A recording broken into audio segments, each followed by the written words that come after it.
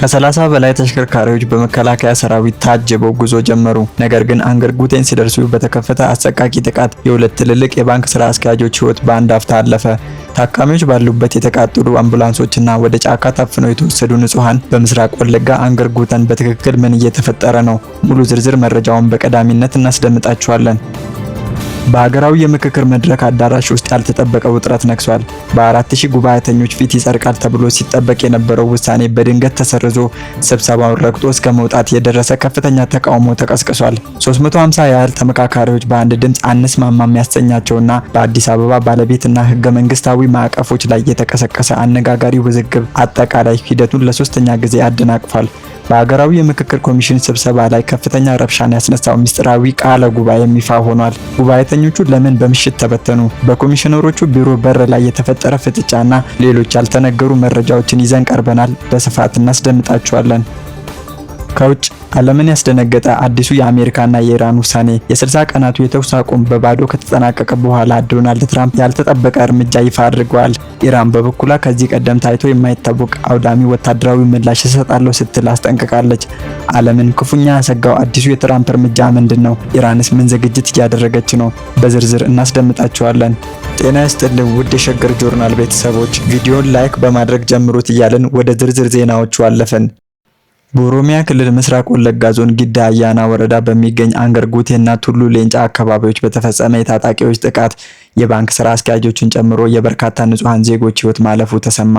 ከትናንት በስቲያ ረቡዕ ነሐሴ 13 2018 ከሰዓት በኋላ በወረዳው ቱሉ ሌንጫ ቀበሌ መቀሌሊ ወይንም መንደር 3 በተባለ ስፍራ የተፈጸመ ይህ ጥቃት በአካባቢው ከፍተኛ የደህንነት ስጋትና የህዝብ ተቃውሞን ቀስቅሷል። ጥቃቱ የተፈጸመው ከጊዳ አያና ከተማ ተነስቶ ወደ ዞኑ ዋና ከተማ ነቀምቴ በመጓዝ ላይ በነበረ የተሽከርካሪዎች ሰልፍ ላይ ነው። በአካባቢው በሚታየው ጸጥታ መደፍረስ ምክንያት መንገደኞችና ልዩ ልዩ ተሽከርካሪዎች በመከላከያ ሰራዊት ታጅበው ለመጓዝ በጊዳ አያና ከተማ ተሰብስበው የነበር ሲሆን የሶስት ባንኮች ጥሬ ገንዘብ የጫኑ መኪኖችም የዚሁ እጀባ አካል ነበሩ። ከነዚሁ ገንዘብ የጫኑ መኪኖች ጋራ የህዝብ ማመላለሻዎችና የሕክምና አምቡላንሶችን ጨምሮ ወደ 30 የሚጠጉ ተሽከርካሪዎች ታጅበው በመጓዝ ላይ ያሉ አንገርጉተን ከተማ ለመግባት ሲቃረቡ ድንገት ተኩስ ተከፍቶባቸዋል። በዚህ ጥቃት የኦሮሚያ ህብረት ስራ ባንክ ጊዳ አያና ቅርንጫፍ ዋና ስራ አስኪያጅ አቶ ማሙሽ ማሩና የአዋሽ ባንክ ጊዳ አያና ቅርንጫፍ ዋና ኦዲተር ለሚ መንግስቱ ህይወታቸው አልፏል። በተጨማሪም በቦታው ላይ የነበሩ የሶስቱም የባንክ ስራ ኃላፊዎች እንዲሁም ገንዘቡን ሲያጅቡ የነበሩ የጸጥታ አባላት ላይ ያተኮረ ጥቃት ከተፈጸመ በኋላ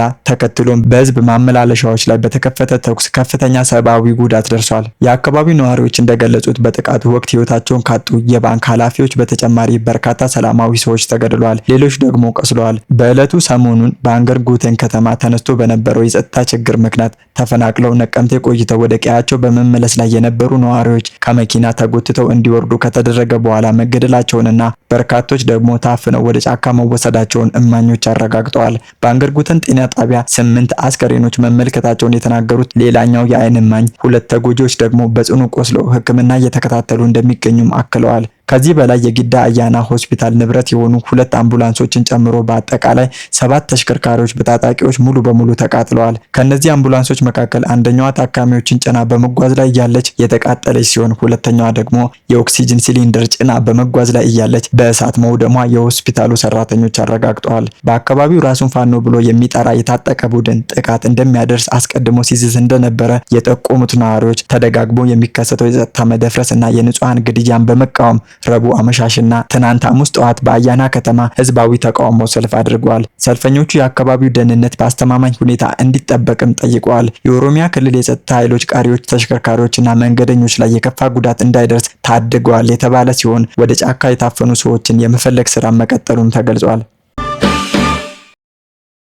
በሀገራዊ የምክክር ኮሚሽን ጉባኤ ላይ የአዲስ አበባን የወደፊት ህጋዊና አስተዳደራዊ ሁኔታን በተመለከተ በተነሳ ከፍተኛ አለመግባባት ምክንያት ተመካካሪዎች ያዘጋጇቸውን ምክረ ሀሳቦች ለ4000 የጉባኤው አባላት አቅርበው ለማጽደቅ የያዙት መርሃ ግብር ሳይሳካ ቀርቷል። ቀደም ሲል ነሐሴ 12 እና ነሐሴ 14 2018 ምክረ ሀሳቦቹ ይጸድቃሉ ተብሎ ይጠበቅ የነበር ቢሆንም በከተማዋ ባለቤትና ህገ መንግስታዊ ማዕቀፍ ላይ በተፈጠረ ውጥረት ሂደቱ ለሶስተኛ ጊዜ ሊዘገይ ችሏል። ይህም በጉባኤው ተሳታፊዎች ዘንድ ተጨማሪ እንግልትንና መደናገጥን ፈጥሯል። የውዝግቡ ዋነኛ መንስኤ በ500 የቡድን ተመካካሪዎች ደረጃ ተደምጦ ስምምነት ተደርሶበታል የተባለ ሰነድ ዳግም ለተቃውሞ መጋለጡ ነው። በዕለቱ የቀረበው ሰነድ አዲስ አበባ የፌዴራል ከተማ ሆና ራሷን በራሷ እንድታስተዳደርና በህገ መንግስቱ ላይ የኦሮሚያ ክልል ልዩ ጥቅም በሚለው ምትክ የጋራ ጥቅም በሚል ማሻሻያ እንዲደረግ የሚያመለክት ነበረ።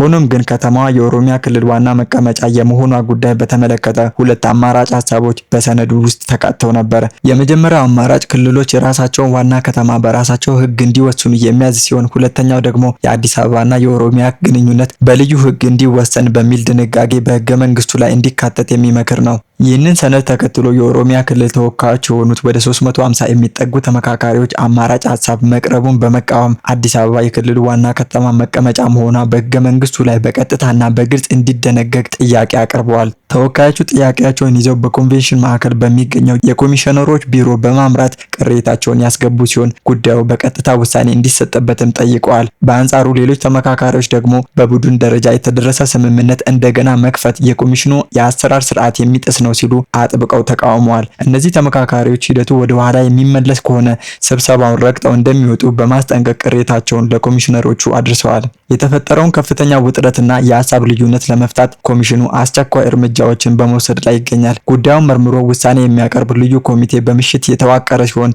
ይህ ኮሚቴ ከፖለቲካ ፓርቲዎች የጋራ ምክር ቤት፣ ከሃይማኖት አባቶች፣ ከክልልና ከከተማ አስተዳደር ከንቲባዎች እንዲሁም ከሀገር ሽማግሌዎች የተውጣጡ አባላትን ያካተተ ነው። ይህ ኮሚቴ በአዲስ አበባ አጀንዳ ላይ የተነሱ ቅሬታዎችን መርምሮ አስቸኳይ መፍትሄ ሀሳብ ለኮሚሽኑ እንዲያቀርብ ኃላፊነት ተሰጥቶታል። ከአዲስ አበባ አጀንዳ ውጪ ባሉት ሌሎች ሁሉ ምክረ ሀሳቦች ላይ ተመካካሪዎች በሙሉ ከስምምነት ላይ መድረሳቸው የተረጋገጠ ሲሆን የዚህ አጀንዳ እልባት ማግኘት የምክክር ሂደቱን ፍጻሜ የሚወስን ይሆናል። በአሜሪካና በኢራን መካከል ላለፉት 2 ወራት ተደርሶ የነበረው የ60 ቀናት የተኩስ አቁም ስምምነት ያለምንም ዘላቂ መፍትሄ መጠናቀቁን ተከትሎ በሁለቱ ሀገራት መካከል ያለው ፍጥጫ ወደ አዲስና ከፍተኛ የኢኮኖሚ ጦርነት ምዕራፍ መሸጋገሩ ተገለጸ። የአሜሪካው ፕሬዝዳንት ዶናልድ ትራምፕ በቴህራን ላይ እስካሁን ከተጣሉ ሁሉ ይበልጥ አስደናቂ የተባለ አዲስ የኢኮኖሚ ማዕቀቦችን ይፋ ያደረጉ ሲሆን ከኢራን ጋር የንግድና የፋይናንስ ግንኙነት በሚያደርጉ ማናቸውም ሀገራት ላይ ግዙፍ የምጣኔ ሀብት መዘዝ እንደሚከተልም አስጠንቅቀዋል። ይህ ውሳኔ የተላለፈው በሁለቱ ሀገራት መካከል ተጀምሮ የነበረው ቀጥተኛ የዲፕሎማሲ ንግግር ሙሉ በሙሉ በመቋረጡ እንደሆነ ተጠቅሷል። የአሜሪካው ፕሬዝዳንት ዶናልድ ትራምፕ በወሰዱት በዚህ አዲስ የኢኮኖሚ እርምጃ ላይ የኢራን ከፍተኛ ባለስልጣናት ጠንካራ ተቃውሟቸውንና ትችታቸውን ሰንዝረዋል። የኢራን የውጭ ጉዳይ ሚኒስቴር አባስ አረጋቺ በማህበራዊ ሚዲያ ገጻቸው ላይ ባስተላለፉት መልእክት አሜሪካ ይፋ ያደረገችው የኢኮኖሚ ጦርነት ዛቻ በዋሽንግተን ላይ ተጨማሪ ውድቀትን ከማስከተል ባለፈ ምንም የሚያመጣው አዎንታዊ ለውጥ የለም ብለዋል። አረጋቺ አክለውም ይህ እርምጃ አሜሪካ ውስጥ ካለው የውስጥ ፖለቲካ ቀውስና የሀገሪቱን ብሔራዊ ዕዳ 40 ትሪሊዮን ዶላር ከመድረሱ ጋር ተያይዞ የህዝቡን ትኩረት ወደ ሌላ አቅጣጫ ለማስቀየር የተደረገ መሸፋፈን ነው ሲሉ ወንጅለዋል። የኢራን ምክትል የውጭ ጉዳይ ሚኒስቴር ካዜም ጋሪባባ በበኩላቸው ዋሽንግተን ወደ ኢኮኖሚ ጦርነት የዞረችው ቀደም ሲል የነደፈችው ወታደራዊ ዓላማ ማሳካት ባለመቻሏና ፍጹም የተሳሳተ ስሌት በመስራቷ እንደሆነ ተናግረዋል። በሌላ በኩል የኢራን እስላማዊ አብዮታዊ ዘብ በሀገሪቱ ላይ ማንኛውም አይነት አዲስ ወታደራዊ ጥቃት ወይንም ወረራ የሚከፈት ከሆነ ከዚህ ቀደም ጥቅም ላይ ካልዋሉ ይበልጥ ዘመናዊና አውዳሚ የሆኑ መሳሪያዎችን እንደሚጠቀም ይፋዊ ማስጠንቀቂያ ሰጥቷል። የአብዮታዊ ዘቡ ቃል አቀባይ ብርጋዴር ጀነራል ሁሴን ሞሄቢ እንደገለጹት ሀገራቸው የወታደራዊ አቅሟን ለማሳደግና የቴክኖሎጂ ውስብስብነት ያላቸው ረጅም ርቀት ተተኳሽ ሚሳይሎችን ለማልማት የምታደርገውን ጥረት አጠናክራ ቀጥላለች ብለዋል። ከዚህ ቀደም የተወሰዱ ወታደራዊ እርምጃዎች ከፍተኛ ወጪንና ዓለም አቀፍ የነዳጅ ዋጋ ጭማሪን በማስከተላቸው አሜሪካ ወደ ኢኮኖሚ ጫና ብትዞርም